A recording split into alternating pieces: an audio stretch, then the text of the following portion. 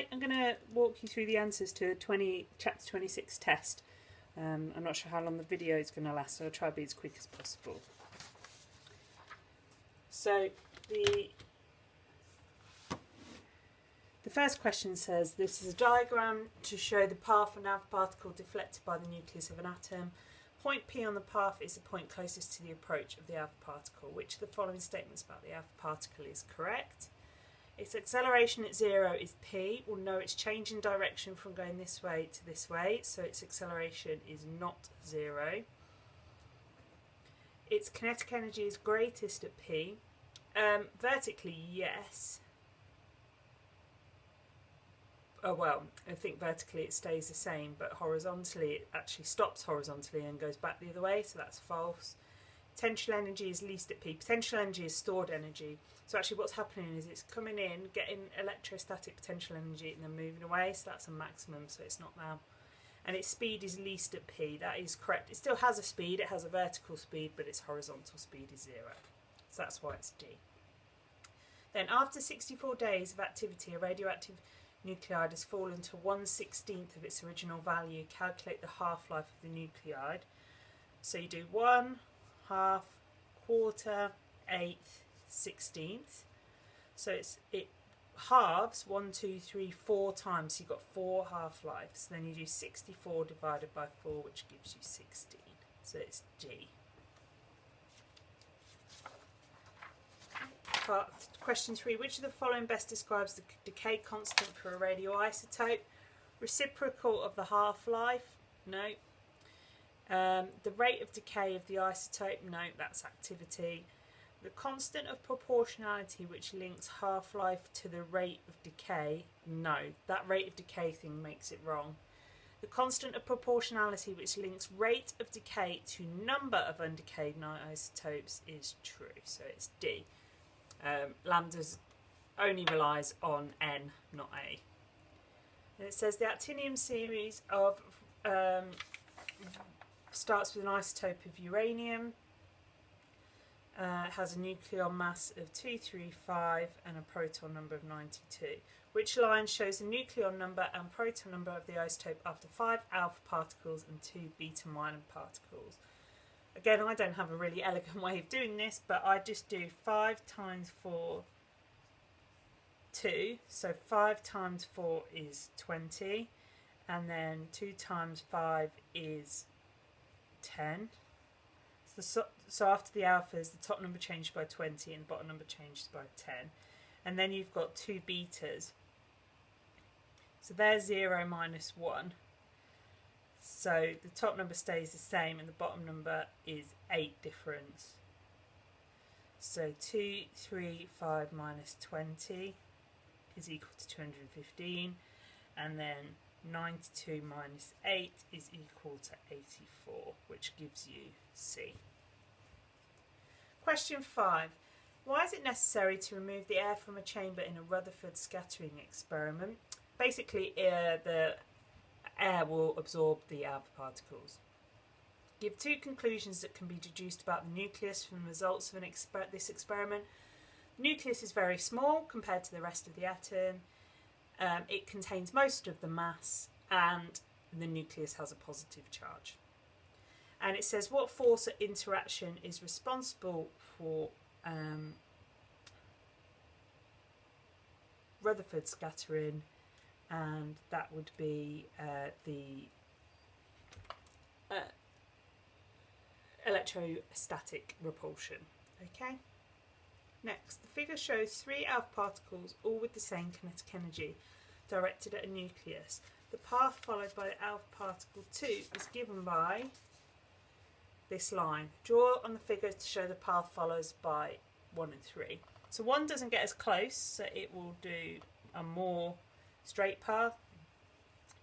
And 3 is much closer, so it will get deflected more.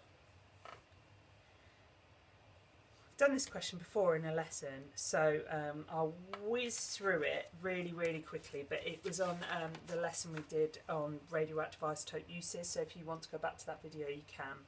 So I'm not going to read all the bump, but I am going to tell you that the total mass is 33 kilograms. If you pause the video, you can figure out why that is by reading the bump.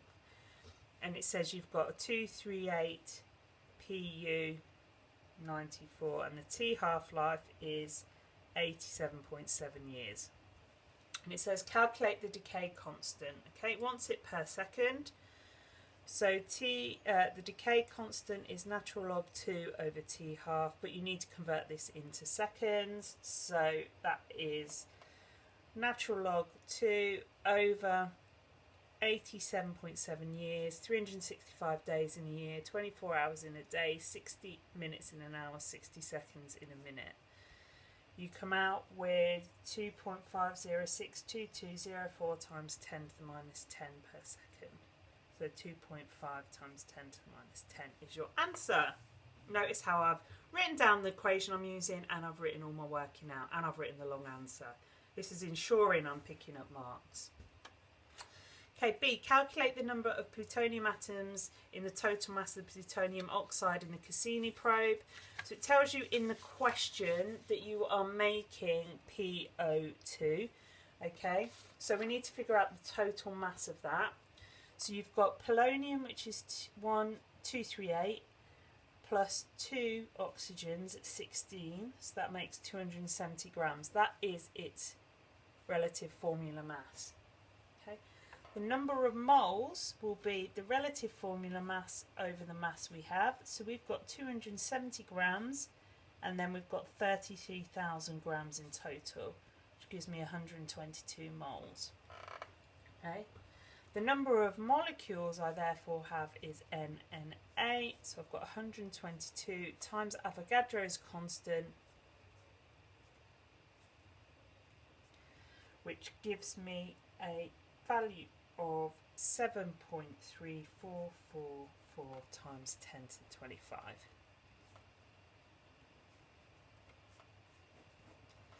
Just incidentally, the reason I can use this number of polonium is because PO2, you would have double the amount of oxygens because there's 2 molecules of those, okay? But because there's only one, you can just say it's the same number. Then it says calculate the initial activity. So activity is lambda n, so you're just going to multiply your 2 numbers together, but multiply the long numbers together. So you're going to do 2.05, so that's why it's helpful to have it written down.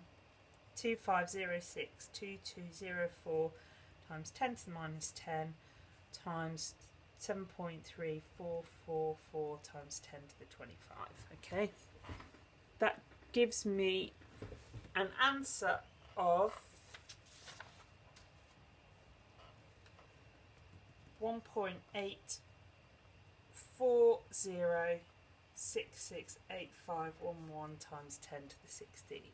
So 1.8 times 10 to the 16, and everything's been in seconds, so that's in becquerels. Question 7. The decay of a radioactive isotope can be represented by this equation. It goes through what all of those are. Then it gives you this table of results. Not very helpfully, the table of results goes across 2 pages. So I've just written the numbers at the top, or the left of what each column is. Okay. And it says a correction has been made to the count rate R to give the corrected value R. So that's this one. I'll just change those. That's when I was figuring it out. So what is that? So I figured out the difference between these two, and it was always 20, and a corrected count rate is usually due to background radiation. So background radiation, and it is 20 counts per minute. You have to have the unit there. And it says draw an appropriate straight line on the graph. So one of the points isn't very clear, so just go over the points and draw your straight line. My straight line actually isn't very good because this is way below the line, so I probably needed one above the line. But my answer that I get for later is within tolerance, so it's okay. And it says determine the gradient. So I just took a really big line, drew my line across here, and then I'm going to determine the gradient. So my change in y is going to be 4.21 minus 5.2. all over 140. That gives my gradient as minus 0.00707 per min. And on the mark scheme you'll see there's a tolerance for that. Okay. So I'm going to keep my gradient to the side. I've got my graph as well, so I'm just going to put that to the side too, and then answer the next question. Use your graph to determine the half-life in minutes of the radioactive substance. So the half-life, if we look at this,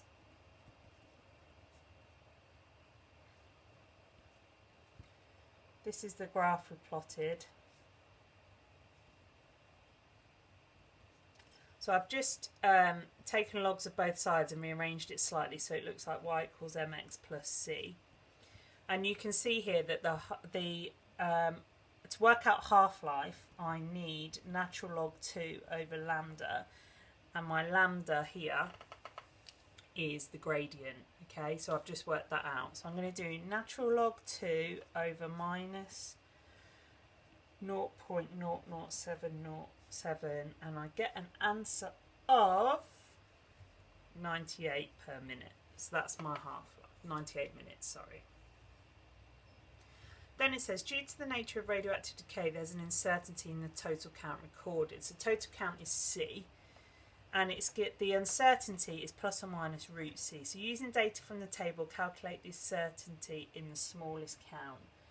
The smallest count was 546. The uncertainty is going to be plus or minus 546 square rooted.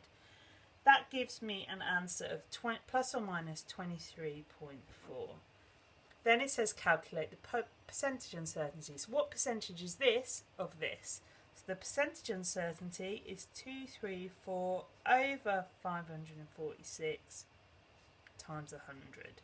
Which gives me a percentage uncertainty of 4.3%, which is quite good. It then says another student does the same experiment but they only do it for a minute, and the total count rate is 140. Okay. Sorry, at 140 minutes, sorry, the count rate was 84 minutes, okay, at 140 minutes. So this is saying estimate the percentage uncertainty in this count rate and hence explain the advantage of using a larger time. So the uncertainty is going to be plus or minus the square root of this, which gives me 9.16515939. So the percentage uncertainty is 9.16515939 over 84 times 100, which gives me 10.9%. So then your advantage of using a longer time is that you get a smaller percentage uncertainty. Okay. Question 8 gives you 212Bi can decay into 208Pb in two different ways. So an alpha followed by beta, or a beta followed by an alpha. And it wants you to write out the decay equations for both of them. So if we do the first one, we're going to do an alpha followed by beta. So 212 83Bi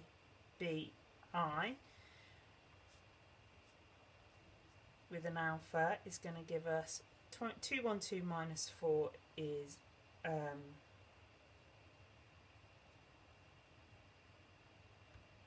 oh, I'm doing the second one first. Sorry, this is my number 1 and this is your number. That's my number 2. Sorry, you probably did it the other way around. I wasn't paying attention. So that gives us 212 is minus 4 is 208, and then 283 minus 2 is 81. So that is TL. Okay. Second decay path of that will be 20881 TL, giving out a beta.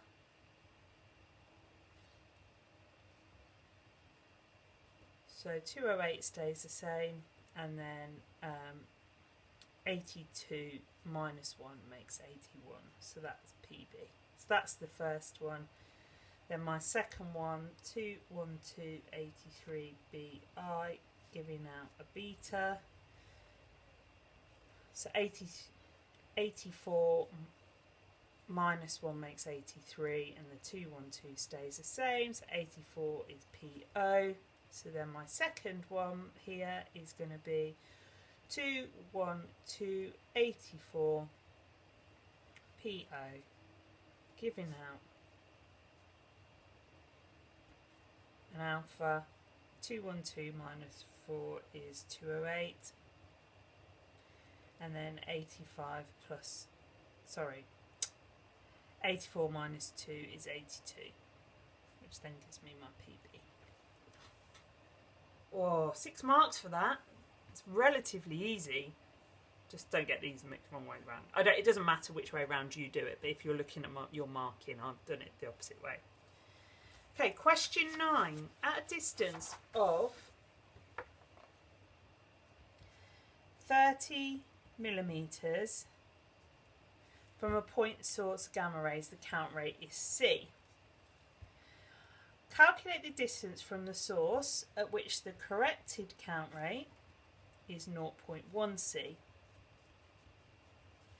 assuming there's no absorption. So we're going to use the fact that C is proportional to 1 over D.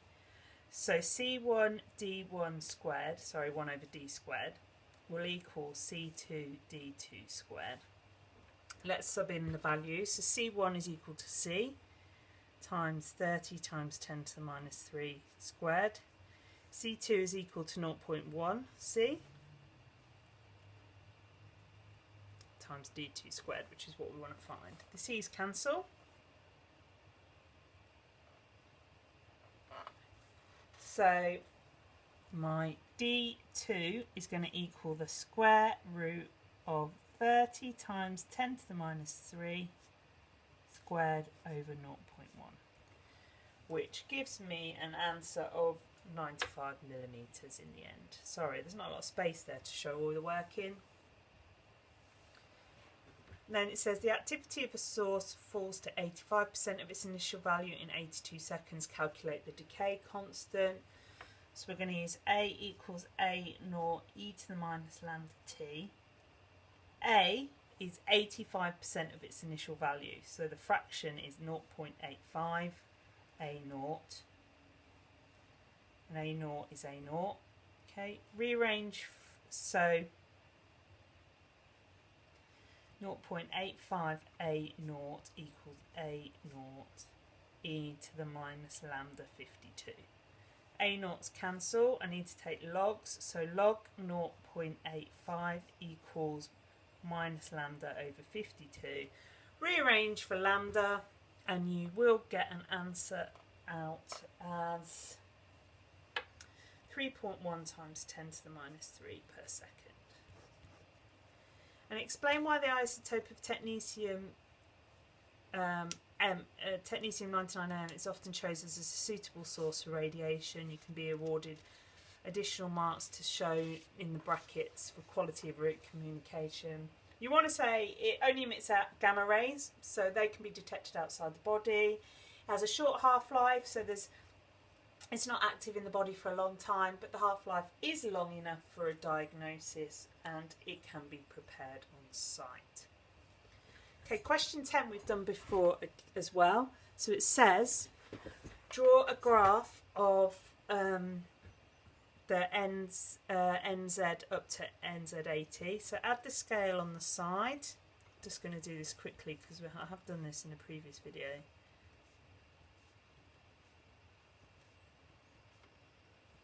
So you should have a straight line up to Z20, so they should be equal to each other. And then at Z80, I always draw my point at 120 and then curve it up. Okay, you allow between 115 and 125 for that. And then it says decay, show with W where the alphas are. So you need to have a Z above 60 and the alphas are there. Then it says show with an X where beta minus is, so that would be there, and then Y is just below the line, that's for beta plus. Right, question 11. A radioisotope of 13153 iodine is used in medicine to treat an overactive thyroid. Right, so you've got 13153 iodine. It decays into an isotope of xenon by beta minus emission with a half-life of 8.1 days. The xenon subsequently emits a gamma ray. Write down the equation which represents the nuclear reaction. So you're going to have 131 at the top, and then 54 minus 1 is equal to 53. So that's your nuclear equation. Calculate the time in days for the sample of iodine to decay to 1% of its initial activity. So your activity is 0.01 A0, that's 1% of the initial activity. A equals A0 e to the minus lambda t. So I need a lambda as well. Lambda is natural log 2 over t half. Because it wants my answer in days, I can leave my t half in days. So I'm just going to do natural log 2 over 8.1, which gives me an answer of 0.08 5573726. Okay, so I'm then going to substitute these values in. So I'm going to have 0.01 A0, so that's 1% of the original, equals A0 e to the minus 0.085573726 t. These cancel. I then need to take logs. So log 0.01 equals minus 0.085573726t. Rearrange for t and you end up with 553.81523.513, which equals 54 days to two significant figures. 4 marks for that. Fairly straightforward. This is a bit tricky, but everything else you do all the time. State and explain which decay product can be detected outside the body. That would be the gamma. Okay, that's because beta is absorbed. Can't penetrate the tissue. Okay, and that's it. Hopefully that was useful. If you're still struggling with any of that, of course you can let me know. Thank you.